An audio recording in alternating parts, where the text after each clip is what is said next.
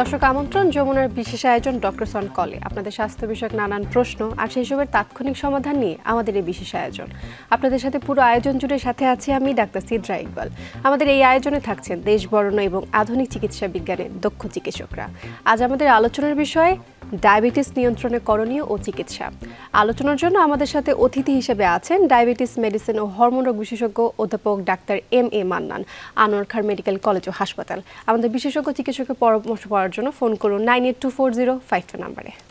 Sir, স্বাগত জানাচ্ছি doctors on কলে। জি, আপনাকে অনেক ধন্যবাদ এই আয়োজনের আমাকে আমন্ত্রিত করার জন্য। ধন্যবাদ স্যার।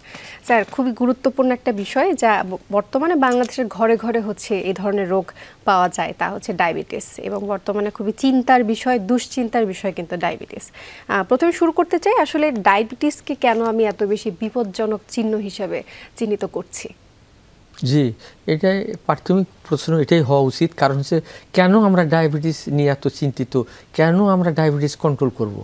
অবশ্যই কারণ হচ্ছে প্রথমেই আমি বলবো যে আপনার জটিলতাকে প্রিভেন্ট করতে গেলে, নিয়ন্ত্রণ করতে গেলে আপনাকে ডায়াবেটিস কন্ট্রোল করতে হবে। জটিলতাটা কি হয় যে ডায়াবেটিসে যদি ডায়াবেটিস আসলে তো আমরা জানি যে ওই ইনসুলিনের অভাবে সুগার বেশি হয়ে সারা শরীরে বেশি হয়ে অনেক জটিলতা সৃষ্টি করে। এই জটিলতা থেকে আমরা উত্তরণ বা কীভাবে পাবো, নিস্তার কীভাবে পাবো, এই জন্য এটাকে আমরা গুরুত্ব দিতে হবে। আমি ফার্স্ট হলো কি গুরুত্ব, এই ডায়াবেটিসকে গুরুত্ব দিতে হবে। আদারওয়াইজ আপনার তৎক্ষণাৎ এই ডায়াবেটিসটা আরও খারাপ কি জন্য, এই ডায়াবেটিসটা হলে তৎক্ষণাৎ কিছু ক্ষতি করে না। আপনি দেখবেন যে আপনার সব ভালো আছে, আমি ডায়াবেটিসটা আমি 5 বছর তো ভুগতেছি, আমার তো কোনো ক্ষতি নেই, কিন্তু ভিতরে ভিতরে যে ওই অর্গান, কিডনি, চোখ, তারপরে হার্ট, পায়ের পছন, শরীরের মানে বিভিন্ন অঙ্গ পছন, তারপরে খোস পাছড়া, বয়েলস, কার্বাঙ্কেল ইনফেকশন দিয়ে অনেক সময় দেখা যাচ্ছে যে একটা পায়ের ঘা নিয়ে আসলো, শুকাচ্ছে না। এই সমস্ত জিনিসটাকে মানে ইমিডিয়েট একটা কমপ্লিকেশন হতে পারে। ডায়াবেটিস আছে প্রথম ধরা পড়ে এইরকম অবস্থায় যে তার হঠাৎ সে অজ্ঞান হয়ে গেছে, অজ্ঞান হয়ে দেখা যায় সুগার করে দেখা যায় অনেক সুগার হাই অথবা অনেক সুগার লো, যেটা সে হাইপোগ্লাইসেমিক কমা, হাইপারগ্লাইসেমিক কমা। অর্থাৎ হচ্ছে ডায়াবেটিসের দুই রকম রূপ থাকতে পারে, হয়তো হাইপার হয়ে যেতে পারে, মানে ডায়াবেটিসের বা গ্লুকোজের পরিমাণ বেড়ে যেতে পারে, অথবা হচ্ছে কমে যেতে পারে। আমি যতটুকু জানি স্যার, ডায়াবেটিস যদি কমে যায় সেটাও কিন্তু অনেক বেশি ভয়ানক, যদি সেটাকে আমরা হাইপোগ্লাইসেমিক শক বলে থাকি। এটা খুবই একটা ইম্পর্টেন্ট। সব ডায়াবেটিস রোগীর উদ্দেশ্যে আমার বলা যে যখনই একটা ডায়াবেটিস রোগী হাইপোগ্লাইসেমিয়া, সুগার শর্ট হয়ে নিচে যাচ্ছে, তখনই সে ওই মানে তাকে আগে সঙ্গে সঙ্গে খাবার দিতে হবে, আদারওয়াইজ সে অজ্ঞান হয়ে মারা যেতে পারে। কারণ হাইপোগ্লাইসেমিক শক যদি হয়ে যায়, যেটা বলছিলেন যে হচ্ছে সুগার কমে গেছে, ধরলাম যে যদি ওই পেশেন্টের হচ্ছে ডায়াবেটিক অনেক হাই থাকে সব সময়, হঠাৎ করে যদি সেই পেশেন্টটা হচ্ছে গিয়ে অজ্ঞান হয়ে পড়ে গেল, সেই মুহূর্তে ডায়াবেটিস হচ্ছে চেক করার কোনো রকম অবস্থা আমার কাছে নেই, তখন আমি কি করব?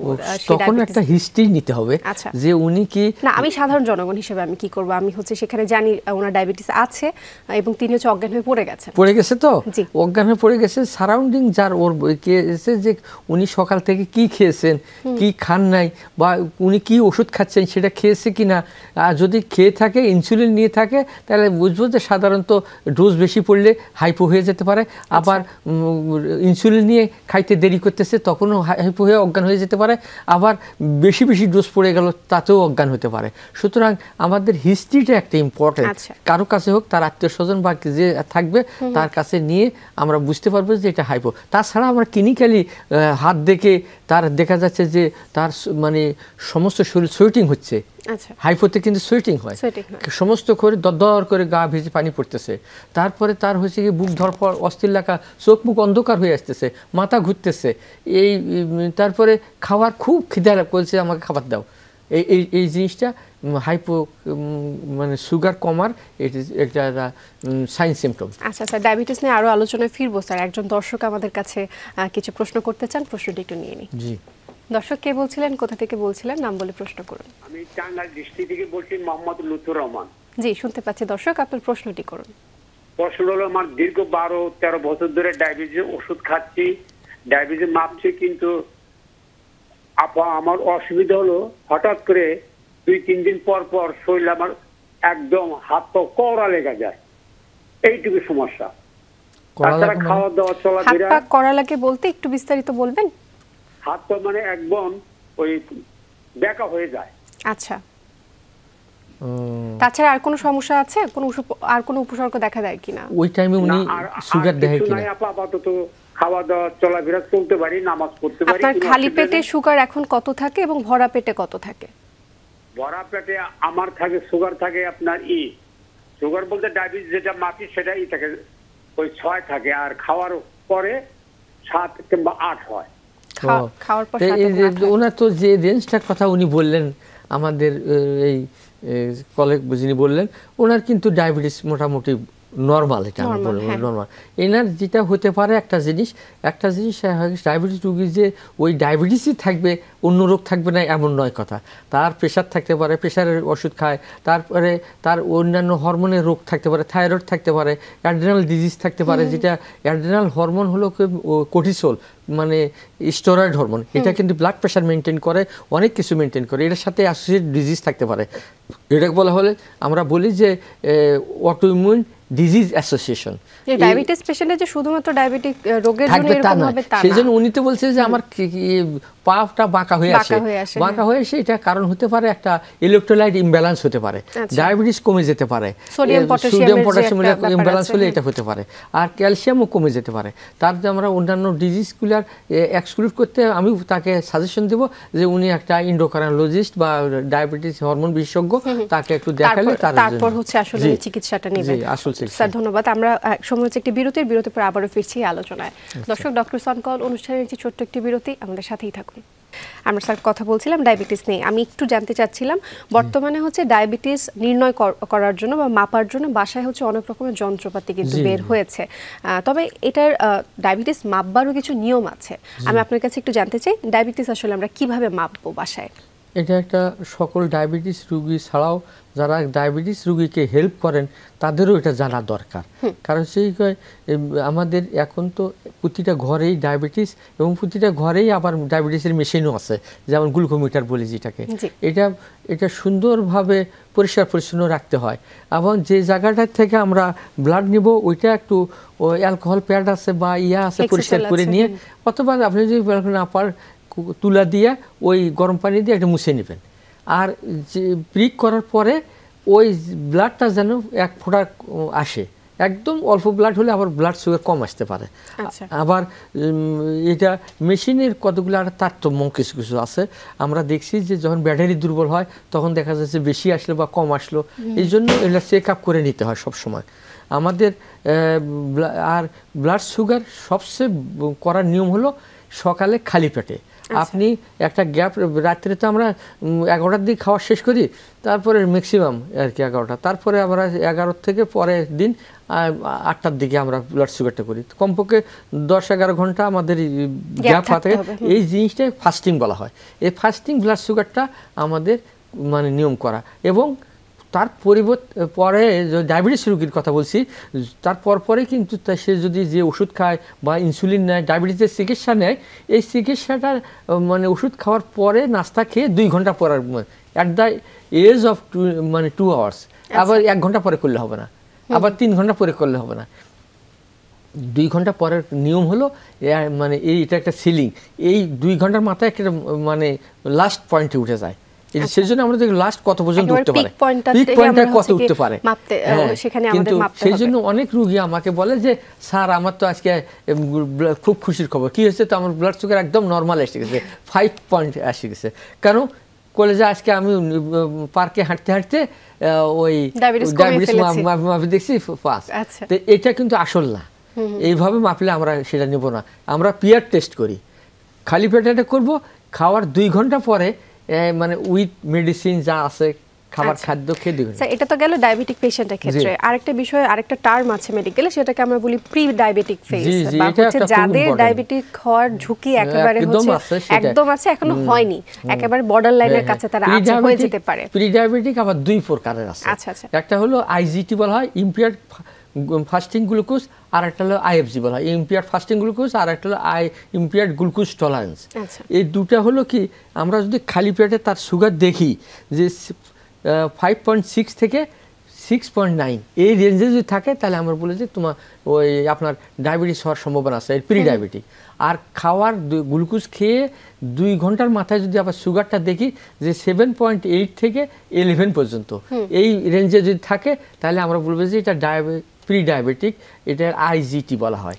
তাহলে এটা দুটাই কিন্তু প্রি ডায়াবেটিক, এই দুটারই ডায়াবেটিস হওয়ার সম্ভাবনা থাকে।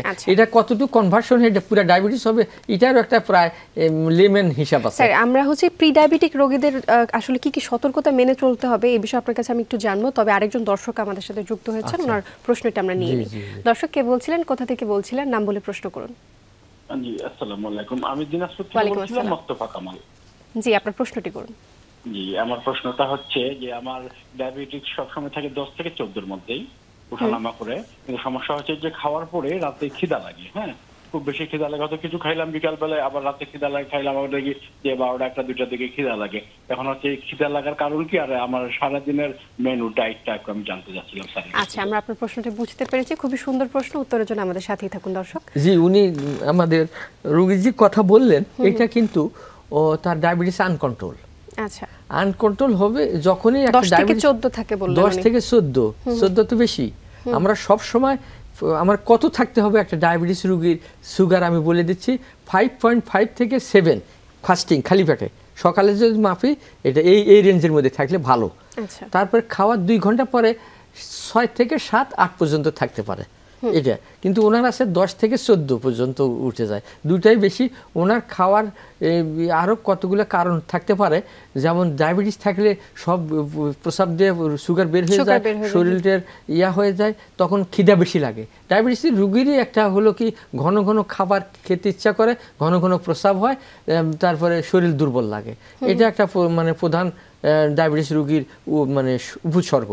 তাই সুতরাং ওনার ওই জিনিসটাকে আমাকে বের করতে হবে, সেই জন্য আমি বলবো যে ওনাকে একটা এন্ডোক্রাইনোলজিস্ট বা ডায়াবেটিস বিশেষজ্ঞের কাছে দিয়ে ওই পুরো ইয়াটা দেখে ডায়াবেটিস আনকন্ট্রোল একটা ডায়াবেটিস আছে, ওটার জন্য ওই ওষুধটা চেঞ্জ করতে হবে। এবং আমাদের দর্শক কিন্তু আরেকটা প্রশ্ন জানতে চাচ্ছিলেন যে তার খাদ্যাভ্যাস আসলে কি রকম হওয়া উচিত, এই বিষয়ে হচ্ছে কি আমরা আলোচনা করব এবং দর্শকের প্রশ্ন উত্তরটা আমরা দেব। তবে সময় হচ্ছে একটি বিরতির পর আবারও এসে এই বিষয়ে আলোচনা করছি আমরা। দর্শক ডক্টরস অন কল অনুষ্ঠান নিচ্ছে ছোট্ট একটি বিরতি, আমাদের সাথেই থাকুন। দর্শক আবার আমন্ত্রণ জানাচ্ছি ডক্টরস অন কলে। আমাদের সাথে আছেন অধ্যাপক এম এ মান্নান। কথা বলছিলাম ডায়াবেটিস নিয়ে। একজন দর্শক আমাদের সাথে যুক্ত হয়েছিলেন, উনি জানতে চাচ্ছিলেন আমাদের ফেসবুকের মাধ্যমে, উনি জানতে চাচ্ছিলেন যে ওনার ডায়াবেটিস আসলে হচ্ছে 10 থেকে 14 থাকে এবং উনি হচ্ছেন লিগাজিট 5 খেয়ে থাকেন এবং বর্তমানে যে সমস্যাটা হচ্ছে যে ওনার ওজন হচ্ছে কমে যাচ্ছে, আসলে এখন উনি কি করতে পারেন? প্রথমেই বলবো যে ওনার ডায়াবেটিস কন্ট্রোল নেই। আচ্ছা কন্ট্রোল নেই বলেই তো ওজন কমে যাবে, যেহেতু যেটা ওখানে হজম হচ্ছে না সেটা প্রস্রাব দিয়ে বের হয়ে যাচ্ছে, ওজনও কমে যাচ্ছে। তো সুতরাং ওনাকে আমি ফার্স্ট বলবো যে আপনার ডায়াবেটিসটা কন্ট্রোল করতে হবে। কন্ট্রোল করার জন্য যদি যে মেডিসিন খায় এটাতে হচ্ছে না, দরকার হলে ওনার যদি 3 মাসের একটা গড় করা হয় হিমোগ্লোবিন A1C, এটা যদি দেখা যায় যে তার 9-এর উপর থাকলে আমরা সাধারণত ইনসুলিন দিই। ইনসুলিন দিলে ওনার হবে কি ওজনটাও বাড়বে, তারপরে মানে সবকিছু ডায়াবেটিসও কন্ট্রোল হবে। আচ্ছা সেই ক্ষেত্রে হচ্ছে ইনসুলিনটা আসলে ভালো চয়েস হবে। তবু আমি বলবো যে আর কাউকে একটা দেখে নেওয়া ভালো। এটা আমরা সবসময় বরাবরই পরামর্শ দিয়ে থাকি, কারণ প্রতিটা হিস্ট্রি নেওয়া তো আসলে সম্ভব হয় না। আচ্ছা স্যার আরেকজন দর্শক আমাদের সাথে যুক্ত হয়েছেন, ওনার প্রশ্নটি নিয়ে নিই। দর্শক কে বলছিলেন, কোথা থেকে বলছিলেন, নাম বলে প্রশ্ন করুন। আমি মোহাম্মদ দুলাল মিয়া জামালপুর সরিষাবাড়ি থেকে বলছি। আমার 2009 সালে ডায়াবেটিস। জি এখন বর্তমানে আমি মানে চোখে অনেক কম দেখি, যদি কোনো বই টই পড়ানো দেখা যায় যে 1-2 মিনিট পড়লে আর চোখে অনেক পরিমাণ ঝাপসা আসে। আচ্ছা স্যার কোন প্রশ্ন আছে আমাদের দর্শকের কাছে? জি ওনার ডায়াবেটিসের কি চিকিৎসা নেন? আমি ডায়াবেটিসের জন্য কি চিকিৎসা নিচ্ছেন আপনি? আমি ডায়াবেটিসে এই কমপ্লিট খাই আর লিনাক্স আর কমপ্লিট। আপনার ডায়াবেটিস এখন কত আছে লাস্ট?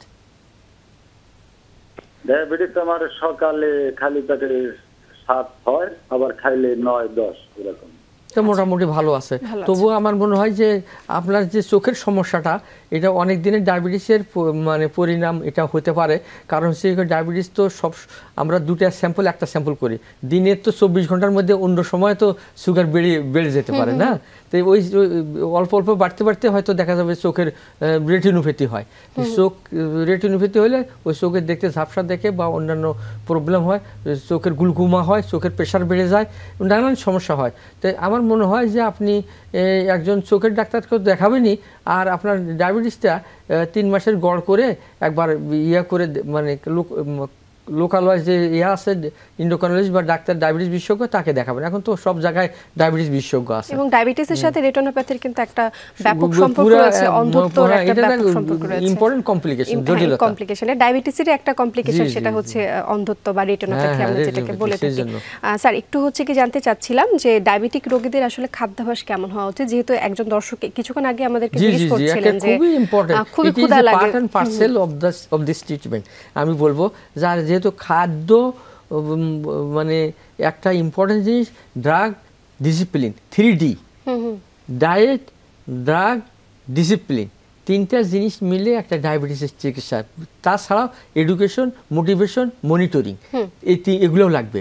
কারণ হচ্ছে আপনি স্কুলে পড়তেছেন, কলেজে পড়তেছেন, আপনার যদি পরীক্ষা না থাকে, পরীক্ষা না করলে তো তার পড়াশোনার ভ্যালু নেই।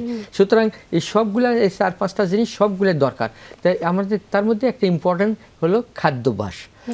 অনিয়ন্ত্রিত খাদ্য, ও মানে যখন যা পাবেন তা খাওয়া যাবে না, টাইম মতো খেতে হবে। সকালে যদি 2টা রুটি খান, 1টা ডিম খান, 1 সবজি খান, এটা নিয়ম। একটা আমি সাধারণত ডায়াবেটিস রোগীদের সিম্পল ভাষায় এটা বলি যে আপনি সকালে যদি কোনো অসুবিধা না থাকে 2টা রুটি, গমের আটা রুটি হলে ভালো হয়, তারপর দিয়ে 1টা ডিম আর 1টা সবজি খাবেন, তারপরে চা খেলেন চিনি ছাড়া। তারপর দুপুরে 11টার দিকে একটা আপেল বা একটা ফল খেতে পারেন যদি কিডনি সমস্যা না থাকে। দুপুরে 2 কাপ ভাত, 1টা মাছ মাংসের টুকরা অথবা সবজি, ডাল, 1 বাটি ডাল খেলেন। আবার বিকালবেলা কিছু খেতে পারেন যদি খুব বেশি। স্যার একটু ইন্টারাপ্ট করছি, আমরা যেহেতু একেবারে অনুষ্ঠানের শেষ দিকে চলে আসছি, যে ডায়াবেটিক রোগীরা কিন্তু তাদের খাদ্যাভ্যাসের মধ্যে আরো কিছু ব্যাপার যোগ করছেন, তা হচ্ছে করলার জুস বা চিরতা বা হচ্ছে অন্যান্য অনেক ধরনের পাতা রয়েছে যা ডায়াবেটিস নিয়ন্ত্রণ করার জন্য তারা যোগ করছে। তা কি আসলে সঠিক? না, এটা আমি একজন সায়েন্সের স্টুডেন্ট বা ডাক্তার হয়ে আমি এটা তাদেরকে দেব না। আজকাল বাজারে দেখা যাচ্ছে যে মানে কবিরাজি, ইউনানি, তারপরে হার্বাল, এই সমস্ত ক্যাপসুল টেস্ট বাজারে ভরে গেছে এবং মানুষকে ধোঁকা দেওয়া হচ্ছে। এবং অনেক জায়গায় পোস্টারে লেখা হচ্ছে যে এইবার ডায়াবেটিসের নতুন ইয়া বের হয়েছে, এটা ডায়াবেটিস একবারে নির্মূল করা হচ্ছে, কিন্তু এটা একটা ধোঁকাবাজি। ডায়াবেটিস একবার হলে মানে এটা আজ পর্যন্ত পৃথিবীতে এমন কোনো ওষুধ বের হয়নি যে একবারে নির্মূল করা ভালো হয়ে যাওয়া। তো সুতরাং এটা মানুষকে ধোঁকা দেওয়া, এটা যেটা সায়েন্টিফিক ভ্যালু নাই, যেটা বৈজ্ঞানিক কোনো ভিত্তি নাই, সেটা কখনো খাওয়া ঠিক নাই। কারণ সে এই যে চিরতার পাতা, অমুকের গাছের লতা পাতা, অমুকের ইয়া খাচ্ছে, এটা যদি ইমিডিয়েট ডায়াবেটিস কমতে পারে, কিন্তু এর আফটার ইফেক্ট ওই কিডনি নষ্ট করে গেল, তারপরে ওই যে লিভার নষ্ট করে গেল, তারপরে অন্যান্য চোখের মানে ইয়া কমে গেল, এগুলা তো আরেকটা হতে পারে। এটা তো দর্শক হিসেবে তো জানি না যেটা গুণগুণ আসলে পরিহার করা, আমি বলবো পরিহার করা ভালো। অসংখ্য ধন্যবাদ স্যার আপনাকে, আপনার মূল্যবান সময় আমাদেরকে দেবার জন্য। আপনাকে অনেক ধন্যবাদ আমাদের দর্শক। এই ছিল ডক্টর সন কলের আজকের আয়োজন। যমুনা টেলিভিশনের সাথে থাকার জন্য অসংখ্য ধন্যবাদ আপনাদের।